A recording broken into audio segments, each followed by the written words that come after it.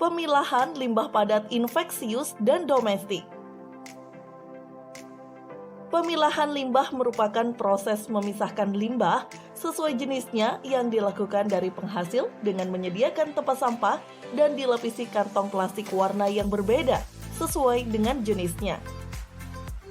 Dasar hukum Permenkes Nomor 7 Tahun 2019 tentang Kesehatan Lingkungan Rumah Sakit.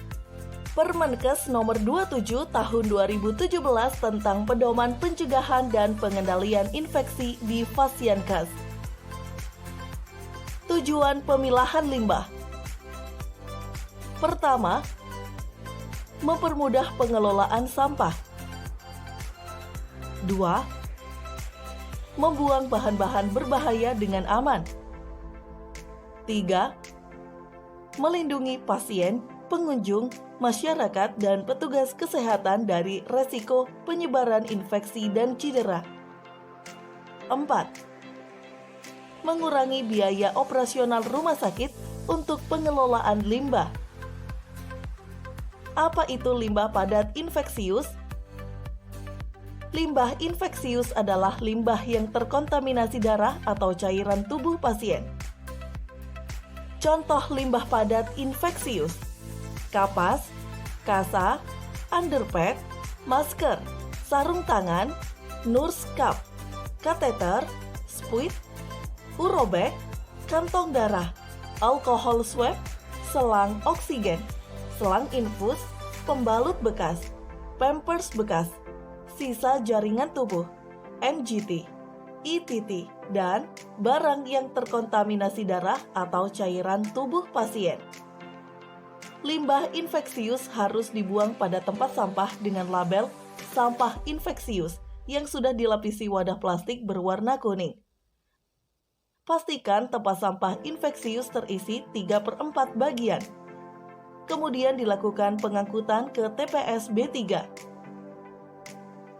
Apa itu limbah benda tajam? Limbah benda tajam merupakan limbah yang memiliki permukaan tajam dan berpotensi terjadi tusukan atau dapat menyebabkan luka. Contoh limbah benda tajam: jarum suntik, ampul, pisau bedah, kaca sediaan, benda dengan permukaan tajam.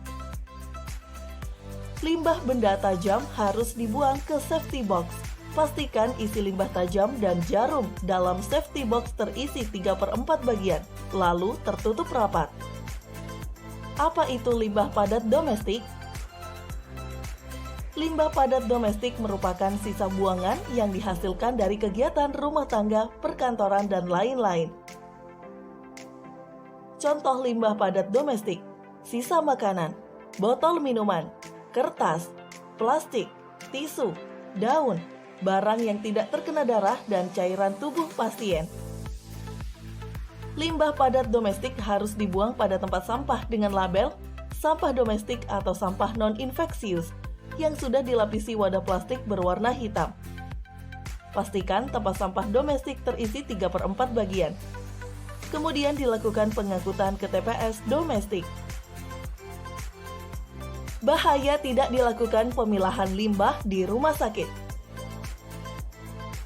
1. Penularan infeksi. Resiko penularan infeksi terjadi ketika limbah infeksius tercampur di tempat sampah domestik. 2. Pencemaran lingkungan.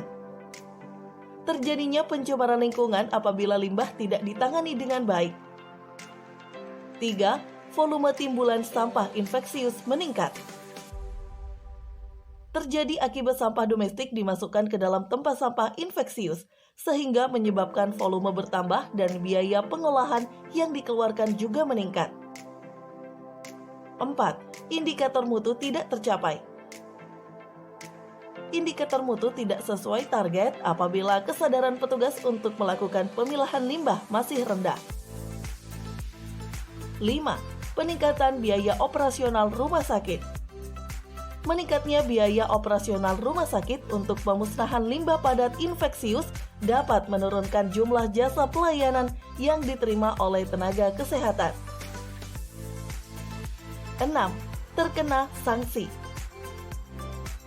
Ditemukannya limbah padat infeksius yang berasal dari RSD TPA oleh LSM, kemudian dapat dituntut atas tuduhan pencemaran lingkungan. Apa sanksi yang didapat ketika melakukan pencemaran lingkungan? Undang-Undang Nomor 11 Tahun 2020 tentang Cipta Kerja. Sanksi administratif berupa 1. Teguran tertulis. 2. Paksaan pemerintah. 3. Denda administratif. 4. Pembekuan perizinan berusaha. 5. Pencabutan perizinan berusaha. PP Nomor 22 Tahun 2021 tentang penyelenggaraan PPLH. Besaran denda administratif karena melakukan perbuatan yang mengakibatkan pencemaran lingkungan hidup dan atau kerusakan lingkungan hidup dikenai paling banyak 3 miliar rupiah. Ayo budakan memilah sampah sesuai jenisnya.